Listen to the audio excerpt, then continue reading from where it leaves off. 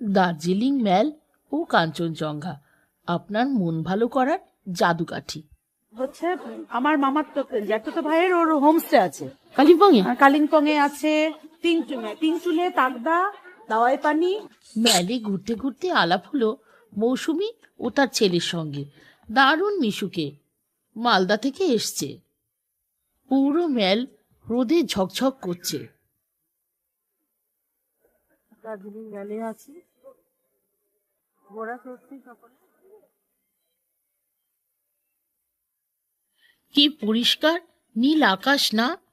নীল ক্যানভাসে যেন তুলি দিয়ে আঁকা দূরের ওই দৃশ্যপট।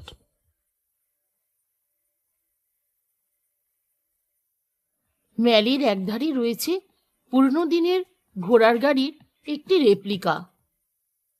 মন বলছে এই নির্মল প্রকৃতিতে কাঞ্চনজঙ্ঘা ঠিক ধরা দেবে। আর হলেও তাই। আলো ছায়া ঘেরা ভিউ পয়েন্ট থেকে দূরে দৃশ্যমান শায়িত বুদ্ধ। এত ক্লিয়ার ভিউ নিজের চোখেই বিশ্বাস করতে পারছিলাম না। ক্যামেরা একটু জুম করে তাই আপনাদের জন্য বন্ধুরা পুরো ভিউটা ক্যামেরাবন্দি করলাম।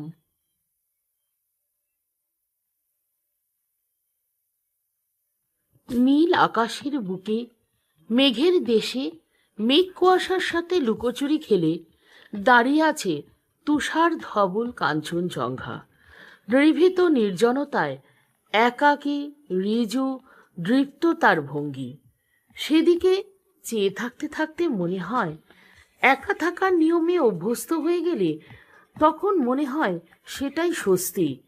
মনে হয় নিজের জীবনের নিয়ন্ত্রণ নিজেরই হাতে। এভাবে চলতে চলতে একা পথটাও তখন হয়ে যায় স্বাভাবিক, এমনকি প্রশান্তিরও।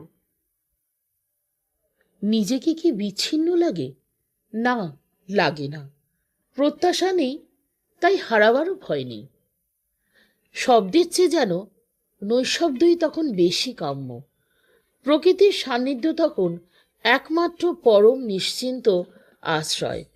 মনের গভীরে সযত্নে বাস করা আমিটাই তখন কথা বলার একমাত্র নির্ভরযোগ্য সঙ্গী হয়ে ওঠে।